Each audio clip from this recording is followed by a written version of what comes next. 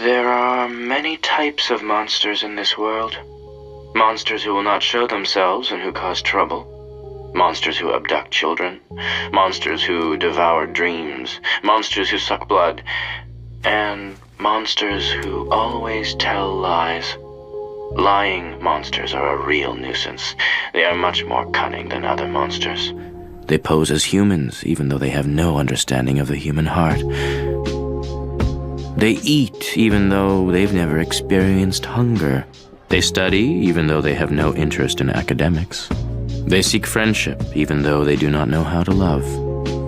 If I were to encounter such a monster, I would likely be eaten by it. Because in truth, I am that monster. L did not believe in good or evil. He believed in results. To him, justice was not about morality.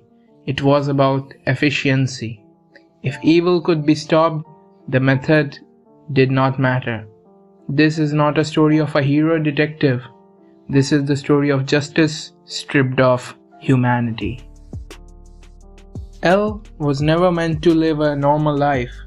From childhood, he was raised in isolation, trained to think, analyze, and calculate.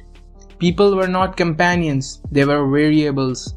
Emotion was noise, logic was truth, and truth to L was worth any cost. L does not chase justice, he constructs it. He lies, he manipulates, he sacrifices others without hesitation. False executions, illegal surveillance, psychological warfare, to L, these are not immoral acts, they are tools, because if one innocent suffers to stop a greater evil, L considers that acceptable. L follows a simple rule: the greatest good for the greatest number. Individual lives become expendable when weighed against global outcomes. This makes L effective, but it also makes him dangerous, because once morality becomes flexible, there is no clear line left to cross. Kira believes he's a god. He kills criminals to cleanse the world. L believes he's human. He controls criminals to preserve the world. But both justify cruelty in name of justice. One uses fear, the other uses logic, and both believe they are right.